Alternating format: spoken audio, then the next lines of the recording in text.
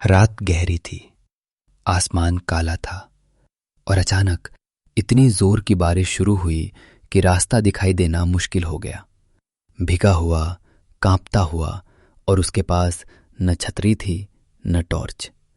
बारिश और हवा इतनी तेज थी कि बाहर खड़े होने को डर लगता था।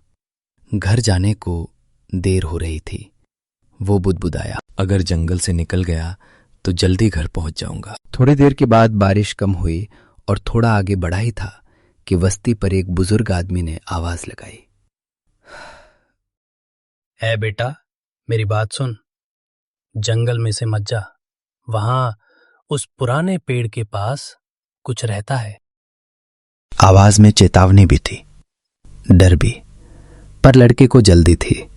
बारिश फिर से आने की संभावना थी, इसलिए उसने दिल को समझाया, सब अफवाहें होंगी, मुझे घर जल्द से जल्द पहुंचना है।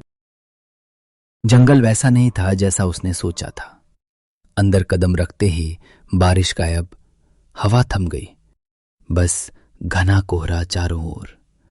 हर पेड़ किसी छाया की तरह खड़ा था, हर झाड़ी किसी रहस्य की तरह हिल रही थी।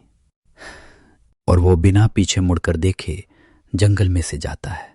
लेकिन जंगल वैसा नहीं था जैसा उसने सोचा था। अंदर कदम रखते ही बारिश और हवा थम गई।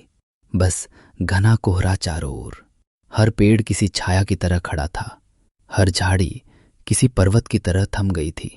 लड़का तेज कदमों से आगे बढ़ रहा था कि अचानक बिजली चमकी और उसने देखा एक बड़े पेड़ के नीचे सफेद साड़ी में एक चुड़ैल।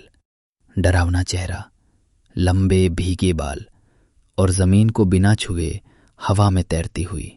लड़के का दिल सीने से बाहर निकलने वाला था। उसकी टांगें खुद ब खुद भागने लगीं। कोहरा फटता गया, पेड़ कांपते गए और वो चुड़ैल बिना आवाज के, बिना रुकावट के सीधे उसके पीछे तैरती हुई आ रही थी। लड़का चीख पड़ा, देवी मां, बचा लो, देवी मां, मुझे बचा लो। और तभी कुदरत जैसे थम गई। आसमान से एक तेज सुनहरी रोशनी उतरी। उस रोशनी से एक देवी प्रकट हुई। 4 भुजाएं, तेज आभा, त्रिशूल, चेहरे पर मां जैसा करुणा और युद्ध देवी जैसी शक्ति। चुड़ैल ने दहाड़ मारी, पर देवी की चमकदार ऊर्जा ने उसे सफेद धुएं में बदल दिया। जंगल चमक उठा। लड़का आंसुओं में ढह गया। वो बच गया था। वो दौड़ता हुआ घर पहुंचा, भीगा हुआ, थका हुआ, पर जिंदा। दरवाजा खुलते ही उसकी मां पिताजी घबरा गए। क्या हुआ? तू ठीक तो है? लड़का फूट फूट कर रोया और पूरी कहानी सुना दी। मां पिता स्तब्ध थे।